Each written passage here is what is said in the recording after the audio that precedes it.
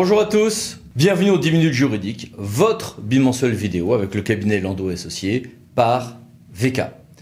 Alors, comme à chaque numéro, un grand dossier et des brèves. Le grand dossier, l'actualité principale de cet été, c'est évidemment la loi du 6 août 2019 de transformation de la fonction publique, dont voici les références. Alors, commençons par ce qu'il n'y a pas dans cette loi. Il n'y a pas dans cette loi de grande définition du rôle de ce qu'est un directeur général des services. Il n'y a pas non plus d'ouverture tous azimuts, comme il l'avait été espéré par certains et craint par d'autres, de contractuels, notamment pour les postes de direction. Sur tout ceci, posons des questions à Guillaume Glénard. Guillaume, merci d'être avec nous. Alors, Guillaume, que retenir de cette loi en 2 mots? Je dirais que le maître mot, c'est la souplesse. La souplesse au regard des instances professionnelles, et leur avis sera moins requis, notamment pour les CAP qui n'auront pas à être sollicités par exemple avant un avancement ou une mobilité ou une mutation d'office d'intérêt du service. Souplesse également en ce qui concerne le recours contractuel.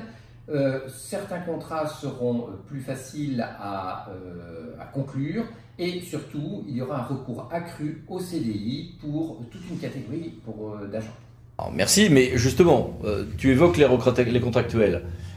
Qu'en est-il justement des recrutements de contractuels dans cette loi? Pour les emplois de direction, assurément, le gouvernement a souhaité que les recrutements de direction emploi fonctionnels soient beaucoup plus faciles. Quand je parle de recrutement direct, c'est des recrutements de contractuels, puisque désormais, dans toutes les collectivités territoriales ou les EPCI à fiscalité propre de moins de 40 000 habitants au moins, il sera possible de procéder à un recrutement direct d'un contractuel sur un emploi fonctionnel. Je crois qu'à côté de ça, il y a un autre type de contrat, les contrats de projet, c'est cela? C'est un contrat qui permet de recruter un contractuel pour effectuer une opération ou réaliser un projet. C'est un contrat qui peut être conclu pour une durée maximale de 6 ans, mais qui peut être interrompu avant l'échéance si jamais le projet est réalisé ou s'il s'avère impossible à réaliser. Bon, une des réformes dont on parle le plus à côté de tout ceci, c'est évidemment ce nouveau sigle, le CST. C'est quoi le CST? Le CST, c'est le Comité social territorial. C'est une nouvelle instance qui va se substituer au comité technique et au CHSCT. Désormais, ce CST traitera en gros des mêmes missions que le comité technique, même s'il y a quand même quelques petites différences, mais surtout, il traitera également des missions qui jusqu'ici incombaient au CHSCT, puisqu'il y aura une formation spéciale qui traitera des questions de sécurité et d'hygiène au travail. Il sera également, et c'est un point important, plus facile de transférer des agents titulaires lorsque la collectivité publique passe par exemple une DSP ou transfère à une régie personnalisée une activité ou à une SPL ou autre. C'est bien cela? L'innovation tient au fait que l'on va pouvoir désormais procéder à un détachement d'office lorsque la collectivité décide d'externaliser un service auprès soit d'un EPIC, soit d'un prestataire privé, que ce soit dans le cadre d'une délégation de service public ou d'un marché public. Ainsi, si l'on a des fonctionnaires qui travaillaient dans le service qui va être externalisé, il sera possible de le détacher d'office, c'est-à-dire même sans son consentement. Eh bien, merci beaucoup Guillaume. Et à suivre, parce que maintenant tout va se jouer par toute une série de décrets d'application qui vont évidemment se télescoper à court terme avec des élections et ensuite avec les élections professionnelles. Au-delà de ce grand dossier, l'été a été assez riche aussi depuis notre dernière édition, donc 15 brèves avec toute une série d'actualités importantes. Voici ces 15 brèves et commençons par la première, les réformes institutionnelles qui ont été présentées au Conseil des ministres le 28 août 2019. Au lendemain de l'élection d'Emmanuel Macron, fin 2017, début 2018, il y a eu des réformes institutionnelles et constitutionnelles qui ont été proposées. Celles-ci furent embarquées par la torpette de l'affaire Benalla et elles reviennent dans la foulée du grand débat national, mais modifiées. Il y a un volet totalement post-grand débat national sur la participation citoyenne avec un champ élargi du référendum, un nouveau titre dans la Constitution, un référendum d'initiative partagée qui est plus large que dans le droit actuel, le Conseil économique, social et environnemental qui serait remplacé par un Conseil de la participation citoyenne avec un système un peu étrange d'organisation de consultation publique et de citoyens tirés au sort. Il y a un volet qui est territorial, mais là on est dans la même lignée que ce qui était prévu il y a 1 an et demi, c'est-à-dire un volet territorial avec des différenciations par territoire, des chefs de file par territoire et des expérimentations beaucoup plus souples qu'auparavant. Il y a, et c'était un peu moins attendu, une révolution, mini-révolution sur la justice appliquée aux ministres, sur la dépense du parquet, sur la saisine du Conseil constitutionnel, non plus par 60 députés ou sénateurs, mais par 45. Moins de parlementaires, on s'y attendait, avec moins 25% de parlementaires à l'Assemblée ou au Sénat et 20% de proportionnels à l'Assemblée nationale. Mais est-ce que le Sénat, notamment le Sénat post-élection municipale et post-élection sénatoriale de 2020, sera ouvert à ces réformes? Ça reste incertain.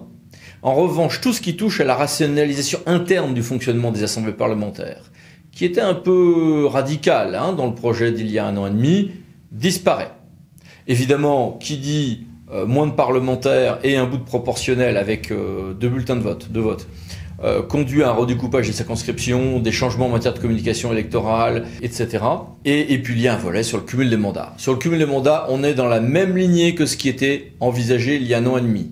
C'est-à-dire pas plus de 3 mandats consécutifs à la suite. Une autre actualité a fait débat, c'est celle de l'arrêté d'un maire breton qui avait pris un arrêté anti-pesticides. Le tribunal administratif de Rennes, par cette ordonnance du 27 août 2019, a censuré cet arrêté, il l'a suspendu. D'autres arrêtés ont été pris par des maires ou s'apprêtent à l'être, d'autres jurisprudences seront à venir, avec en toile de fond une question juridique.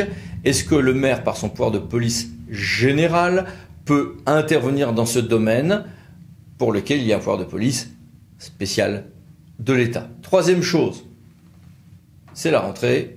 Il y a eu cet été la loi Blanquer dont nous avons parlé dans un précédent numéro.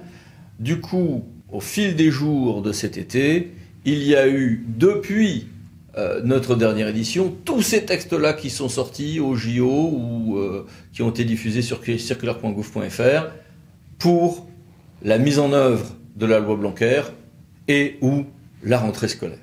Autre grosse actualité de cet été, la loi dite Gatel du 1er août 2019 sur les communes nouvelles. Cette loi est une loi qui, atténue le passage d'un mandat sur l'autre quant au nombre d'élus. La conférence municipale est rebaptisée conférence du maire et des maires délégués avec quelques ajustements et des pouvoirs de question et d'ordre du jour pour les maires délégués. Il y a des changements lorsqu'il y a des démissions d'élus entre la création de la commune nouvelle et la première réunion du conseil municipal. Il y a une grande nouveauté, c'est la commune-communauté. C'est important.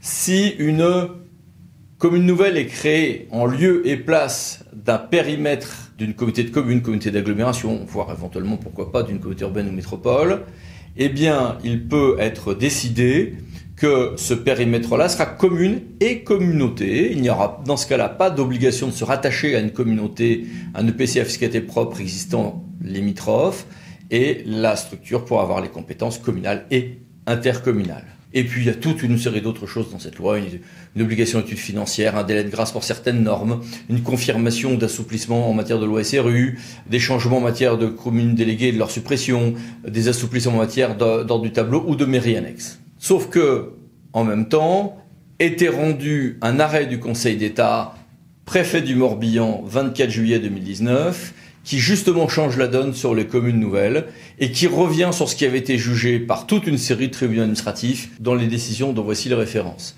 Le Conseil d'État estime que quand une commune nouvelle se fait et qu'on choisit que le conseil municipal sera le regroupement de tous les conseillers municipaux en exercice au jour de création de cette commune nouvelle, donc des conseils municipaux des communes historiques, eh bien, si ceux-ci démissionnent, même si la commune historique dépassait 1000 habitants, on n'ira pas chercher chez les suivants de liste pour recomposer le conseil. Ce qui est, comment dire, un arrêt qui est un peu étrange au regard des formulations textuelles et aux conséquences politiques, parfois un brin catastrophique. 6. Le sport. En fait, c'est une nouveauté sans en être une.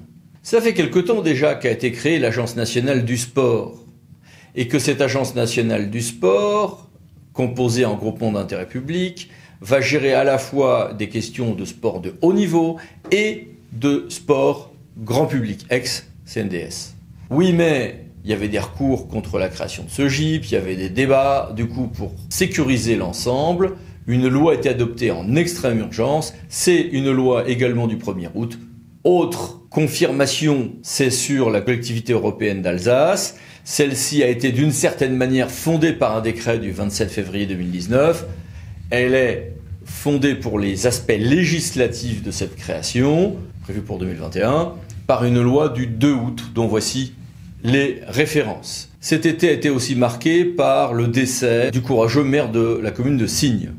À la suite de ce décès, le Sénat a lancé une plateforme pour interroger les maires sur les menaces et les agressions auxquelles ils sont confrontés. Vous avez jusqu'à mi-septembre pour donner et faire des retours au Sénat via cette adresse. Maires toujours, mais cette fois-ci leur pouvoir de police. Eh bien, on évoquait tout à l'heure la combinaison des pouvoirs de police spéciale et générale en matière de pesticides. Eh bien, en matière de SPANC, en revanche, le Conseil d'État admet qu'au pouvoir de police spéciale du SPANC s'ajoute le pouvoir de police générale du maire, ce qui a un certain nombre de conséquences positives en termes de capacité d'action et de conséquences un peu négatives en matière de responsabilité. Voici les références de cet arrêt important pour le petit monde de l'assainissement. Passons à l'eau potable avec la protection des points d'eau et des captages. Cet été a été marqué par la diffusion, un brin tardive, d'un rapport du CGEDD qui s'appelle « Protection des points d'eau, évaluation de la mise en œuvre de l'arrêté du 4 mai 2017 ». Ce document est captivant, mais il a donné lieu à d'intenses polémiques cet été. Pourquoi ? Parce que l'on découvre que, à l'occasion de leurs arrêtés, un grand nombre de préfets ont adopté des interprétations beaucoup plus restrictives des territoires et des périmètres à protéger, moins larges, n'incluant pas l'intégralité du chevelu quant au cours d'eau, avec des discontinuités qui, dans certains départements, sont tout à fait frappantes et qui, évidemment, ont mis en émoi aussi bien le monde des défenseurs de l'environnement que celui des services d'eau, soucieux de voir protéger leur périmètre de captage. Ce qui nous conduit à nous interroger sur les questions d'évaluation environnementale dès que l'on agit. Et là, bonne nouvelle, le ministère, le commissaire général du développement durable a mis à jour son très intéressant guide de lecture sur la nomenclature de l'article R122 du Code de l'environnement. Donc, dès qu'il s'agit de faire une évaluation environnementale, quel mode d'emploi ? Ce guide est un outil, un compagnon vraiment utile. Environnement toujours, mais en lien avec l'urbanisme. Le gouvernement a un objectif très clair de zéro artificialisation nette. Dans ce cadre, cet été, il y a eu une étude sur les moyens d'aboutir à cette zéro artificialisation nette, mais aussi une instruction extrêmement ferme. Du 29 juillet 2019, dont voici les références, il y a une instruction qui est très ferme et qui, là aussi, vise au zéro artificialisation nette nouvelle. Le décret sur les transports d'utilité sociale, qui est quelque chose qui a été fait notamment pour le monde rural, notamment pour les sessions familiales rurales, et qui permet de renforcer tout ce qui est mobilité des personnes fragiles au sens très très très large, a été enfin, après 2 ans et demi d'attente, adopté. Voici les références de ce texte. La Cour administrative d'appel de Lyon a eu à se prononcer, non pas sur le point de savoir si des mères d'enfants accompagnant les sorties scolaires peuvent être voilées, mais si des mères d'enfants peuvent bénévolement assurer des fonctions d'aide au personnel enseignant, ou ATSEM, pendant le temps scolaire, mais au sein des locaux scolaires, et ce, en étant voilées. La réponse est non, nous dit la Cour administrative d'appel de Lyon, parce que alors ces dames sont des collaboratrices occasionnelles du service public, mais sont assimilables au personnel qui, lui, n'a pas le droit d'être voilé. Interprétation plutôt stricte, donc de la Cour administrative d'appel de Lyon. Et enfin, dernière brève, ça faisait très longtemps que c'était attendu. Enfin, on a le décret sur ce qu'est ou pas la continuité écologique des cours d'eau, avec toutes ces questions de garder ou pas, notamment des moulins, mais il n'y a pas que cela. Ce décret qui, on le sait, va être attaqué devant le Conseil d'État, a donc été adopté au cœur de cet été, et justement, ça sera le sujet de notre dossier, de nos prochaines 10 minutes juridiques. Donc, à bientôt. Merci pour votre fidélité. N'oubliez pas de vous abonner après. Merci, au revoir.